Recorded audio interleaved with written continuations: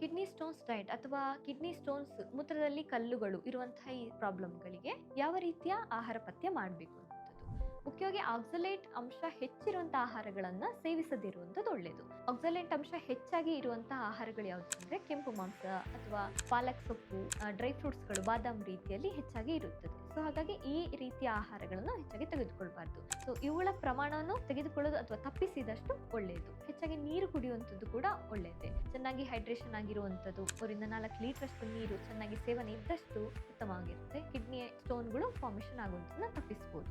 ಈ ಕಿಡ್ನಿ ಸ್ಟೋನ್ಸ್ಗಳು ಮುಖ್ಯವಾಗಿ ಹೇಗೆ ರೂಪುಗೊಳ್ಳುತ್ತದೆ ಅಂದ್ರೆ ಆಕ್ಸಲೇಟ್ ಅಂಶ ಅನ್ನುವಂಥದ್ದು ಕ್ಯಾಲ್ಸಿಯಂ ನೊಟ್ಟಿಗೆ ಬೈಂಡ್ ಅಥವಾ ಒಂದು ರೀತಿಯಲ್ಲಿ ಸಂಯೋಜನೆ ಹೊಂದಿಬಿಟ್ಟು ಅದು ಯೂರಿನ್ ಅಲ್ಲಿ ಕ್ಯಾಲ್ಸಿಯಂ ಆಕ್ಸಲೇಟ್ ಆಗಿ ಫಾರ್ಮೇಷನ್ ಆಗುತ್ತೆ. ಅವುಗಳು ಕಲ್ಲಿನ ಫಾರ್ಮೇಷನ್ ಆಗದೇ ಇರುವಂಥದ್ದನ್ನ ತಡೆಯೋದಕ್ಕೋಸ್ಕರವಾಗಿ ಆಕ್ಸಲೇಟ್ ಅಂಶ ಹೆಚ್ಚಿರುವಂತಹ ಆಹಾರನ ತೆಗೆದುಕೊಳ್ಬೇಡಿ ಅಂತ